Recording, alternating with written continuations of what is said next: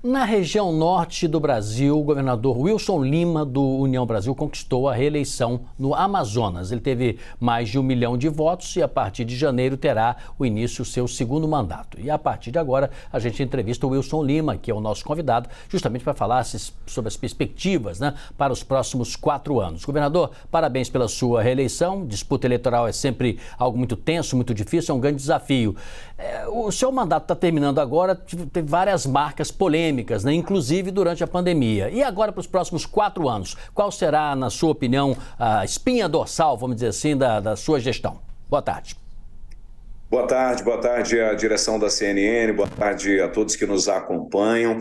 Quando eu iniciei o nosso projeto lá em 2018, nós tínhamos como 2 metas, o social e a geração de emprego e renda. E depois da pandemia, essas áreas se tornaram cada vez mais necessárias. Aqui no social, a gente conseguiu implantar o maior programa de distribuição de renda de todos os tempos, que foi o nosso auxílio estadual permanente, e os nossos restaurantes populares Prato Cheio, que a gente vai ampliar agora em 2023 já, e também o Prato Cheio a gente vai colocar em cada estado, em cada município desse estado, também em cada canto de Manaus. E o outro é a geração de emprego e renda. Nós temos aqui um modelo econômico que é diferenciado, que é a nossa Zona Franca de Manaus, que a gente não abre mão dela, mas também a necessidade de fomentar as nossas outras matrizes econômicas. E aqui a gente tem avançado muito na questão do gás natural. No nosso governo, nós quebramos o monopólio do gás. Em razão disso, a gente viabilizou empreendimentos como o Campo de Azulão, que fica aqui no município de Silves, na região metropolitana. A gente conseguiu 3 térmicas aqui para o nosso estado e que faz aí um investimento de 4 bilhões de reais para os próximos 4 anos. E aí a gente vai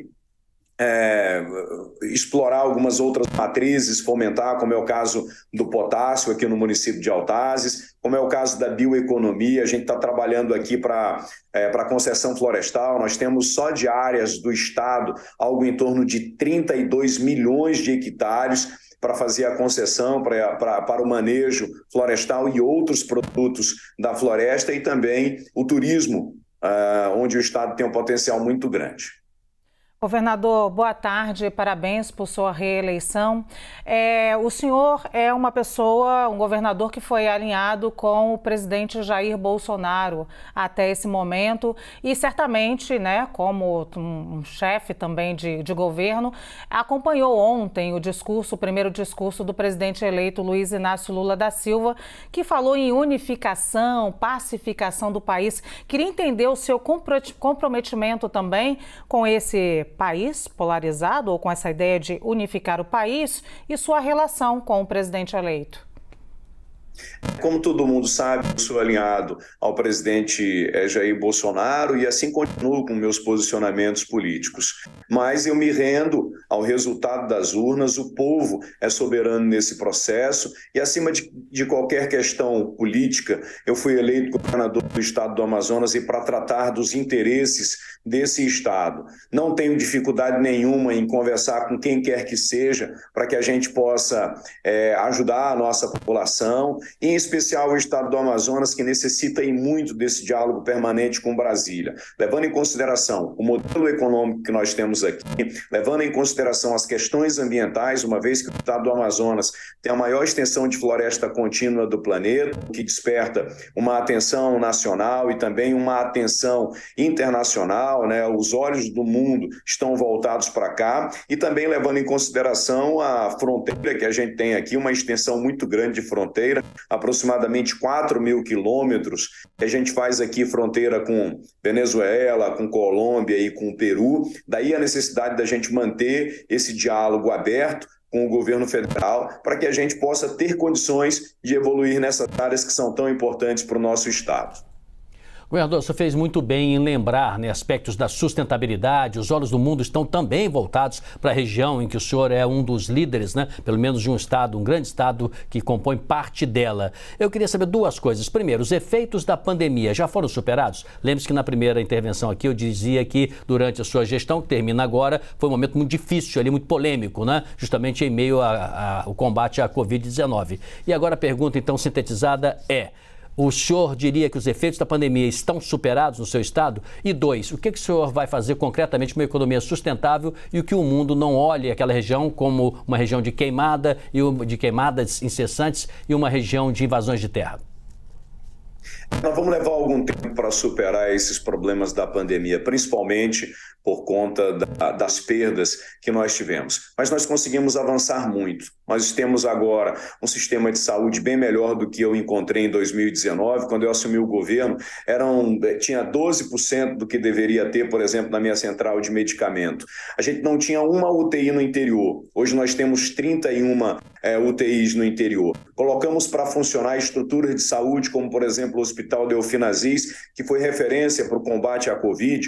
Quando eu assumi em 2019, aquela unidade hospitalar funcionava com 130 leitos. Hoje são 383 leitos e a partir do ano que vem a gente começa algo inédito aqui no estado do Amazonas, que é o transplante renal. Pela primeira vez isso vai acontecer no estado do Amazonas. Então a gente tem conseguido avançar muito, mas a gente ainda precisa avançar principalmente no social, porque as famílias em condição de vulnerabilidade social, os mais pobres, foram os mais afetados. A fome aumentou, não só aqui no estado do Amazonas, como também em todo o Brasil, e a gente trabalha para superar isso. Vamos torcer para que a gente não tenha mais nenhum episódio parecido aqui no nosso estado. Com relação à questão ambiental, a gente precisa avançar em pautas que são históricas, que são lutas históricas, como a questão da regularização fundiária. E a gente tem trabalhado muito, sobretudo aqui no sul do Amazonas, onde há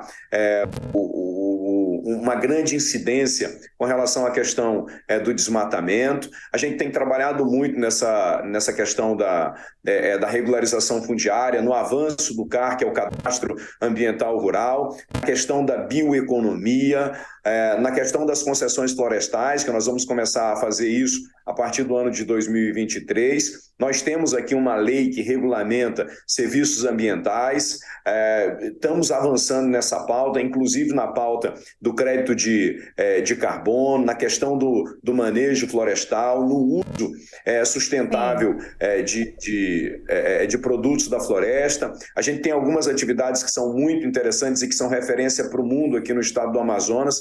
Esse é o maior programa de serviço ambiental do planeta, que é o Guardiões da Floresta, em que a gente paga uma bolsa para aquelas pessoas que estão nessas áreas e que atuam com o manejo dos quelônios, manejo do pirarucu, manejo florestal. Pois não. Governador, eu vou aproveitar que o senhor já está falando essa lista, eu já vi que o senhor já tem aqui uma listinha de pautas importantes para a questão ambiental, e a gente tem uma mudança de governo agora, e essa mudança pode ser que tenha muito mais diálogo com outros países que também estão voltados para essa pauta ambiental. O senhor espera ter um pouco mais, se aproveitar dessa mudança? O senhor já tem uma listinha de pedidos para o governo, para esse novo governo a partir de 2023?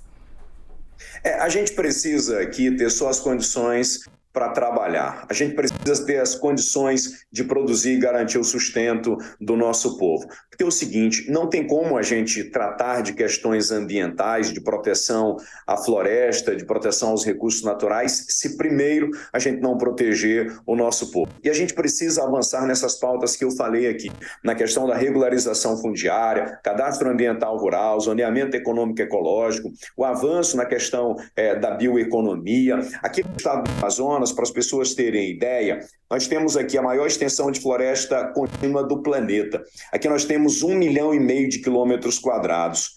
Desse total, 97% estão preservados. Isso é uma prova de que ninguém no planeta preserva melhor do que os que moram aqui no estado do Amazonas. Agora, é preciso reconhecer o trabalho que é feito aqui por ribeirinhos, pelo homem da floresta, por quem mora, por exemplo, numa reserva de desenvolvimento sustentável. E aí a gente vê discurso mundo afora de gente dizendo que protege a Amazônia sem nunca ter pisado aqui na Amazônia. E o que fazem com a Amazônia, o que fazem com o estado do Amazonas, é uma covardia. É uma covardia quando coloca uma manchete internacional dizendo que a Amazônia está em chamas. Né? É uma covardia quando proíbe o desenvolvimento aqui no estado. Mas, governador, alguns países, pelo Fundo da Amazônia, investiam dinheiro aqui, né? A gente é o caso da Noruega, França. Esse dinheiro pode voltar. Sim, claro, todo o dinheiro, toda a ajuda é bem-vinda. Agora, deixa eu falar uma coisa para você. A maioria desse dinheiro que dizem que há disponível, eu não estou me referindo especificamente ao Fundo Amazônia, que nos ajudou muito, mas a maioria desse dinheiro que diz assim, ó, tem não sei quantos bilhões para investir na Amazônia. Isso é mais fantasia, é conversa para construir narrativa. Porque quem quer ajudar a preservar a Amazônia vem para cá e ajuda, como fez, por exemplo, recentemente o Banco Mundial, que fez um aporte, uma operação financeira com a gente, como fez o Banco da Alemanha, que nos ajudou a fazer investimentos significativos aqui na região. Eu defendo a proteção dos recursos naturais, mas, acima de tudo, eu defendo a proteção do nosso povo. O nosso povo aqui, por exemplo, não tem internet no interior, não tem água potável, ainda tem crianças no estado do Amazonas que vão à escola para poder usar o banheiro. Isso é uma realidade na Amazônia. E antes de falar de qualquer questão dessa, o mundo teria que entender que a gente tem pessoas que moram aqui e que essas pessoas precisam ser protegidas.